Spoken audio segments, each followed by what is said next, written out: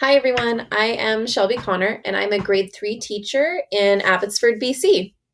Hello, I'm Dominique Rochford, and I'm a teacher on call in the Greater Victoria School District. So, we worked together to put together this social media unit plan with a focus on the application of Padlet.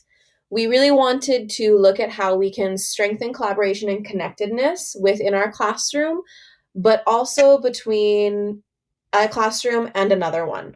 So, this whole unit goes through and encourages students to communicate, collaborate, think critically and creatively about how to solve a problem that relates to them and their peers of the same age in a different school.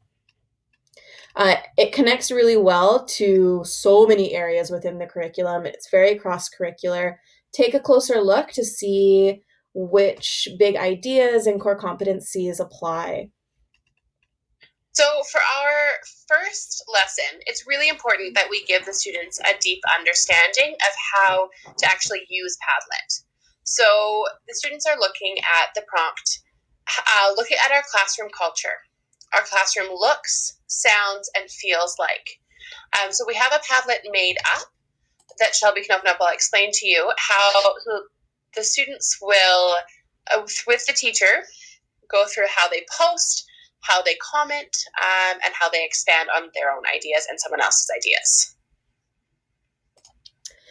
Lesson 2 extends that learning by connecting students through Padlet to more students of another classroom. Uh, Instead of looking at what the classroom culture is with another class, they're going to be looking at the school community. So we have another Padlet example here. And it's going to be run very much the same way as the classroom culture. Our school looks like, sounds like, feels like. A really cool feature of this one is we will have each class be given a code name. So our example is one class are penguins and the other class are polar bears. So each comment, instead of having their names, they will write as the topic or as the title, penguin or polar bear. So they know, is it coming from our room or is it coming from somewhere else? Again, they'll be able to practice powerful commenting by writing comments and feedback on other people and other classrooms. For the third lesson, we're taking the online and taking it offline. So the students will be looking at all of the comments, all the questions that have been posted on the shared Padlet, and bringing them offline to find themes and common patterns that emerge as they're exploring these. Then there'll be some teacher prompting, some guiding, facilitating if necessary, but this should be relatively student led. Once that is done, once there's themes that are noticed, the two teachers will collaborate to come up with a question or two that the students will be working to create a solution for. A question or two that is common between both classes.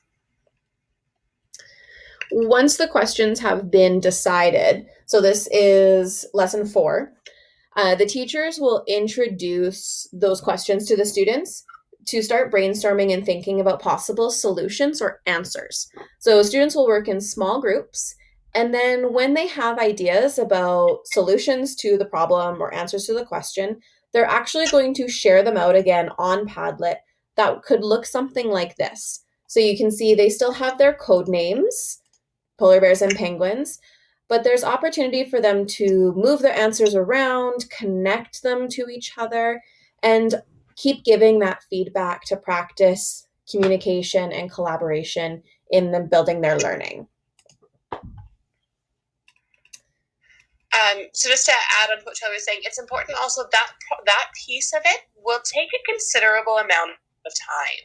It will be, they'll do a short block of commenting or posting daily, hopefully, for a week or two to be able to build up quite a significant conversation and dialogue between the two classes. So when that is done, when the teachers have both decided that the classes have a very good understanding of their solution, they will start the prototyping phase of building in the design cycle.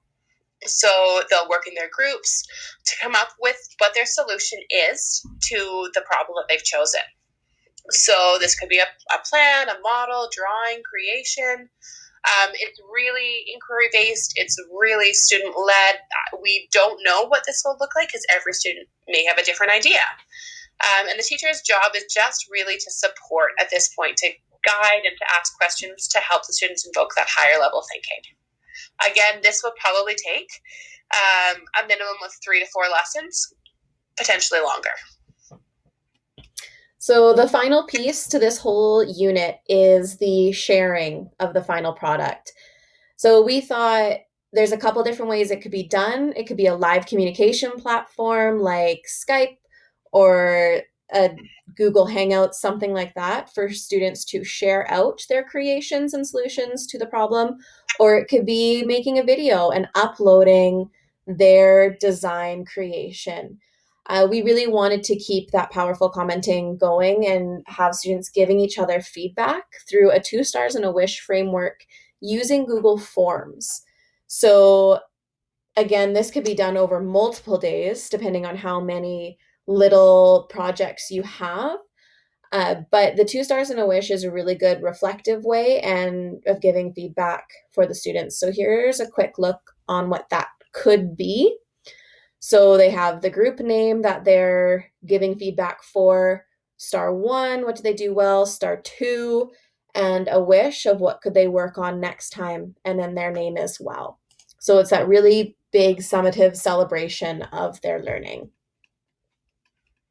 And then finally, everybody's favorite part, the assessment. So, with this style of this project, a lot of the assessment is just ongoing assessment, check ins, seeing how your students are working, how can you help them improve. We didn't write those in formally because every teacher has a different style of doing that, and every teacher has a different way that it'll work with different students. We've given some suggestions, but it's really open ended to whatever works for you and your teaching style. We've also added in the design cycle, which we follow really closely in our project. You're asking questions, imagining what it could look like. You plan, create, you improve it, and you just keep going through that cycle until you're at your final project.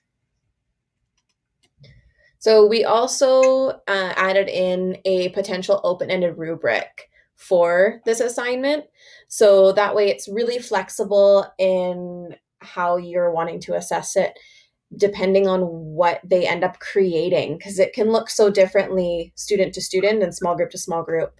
So that is an example of that as well there. So thank you so much for listening to our video, exploring our unit plan. If you end up using this, if you have any questions, feel free to reach out to us. If you use it, we'd love to hear how it worked, what you've done, what would you do differently next time. We're just really excited to see this project in action. Thanks for watching.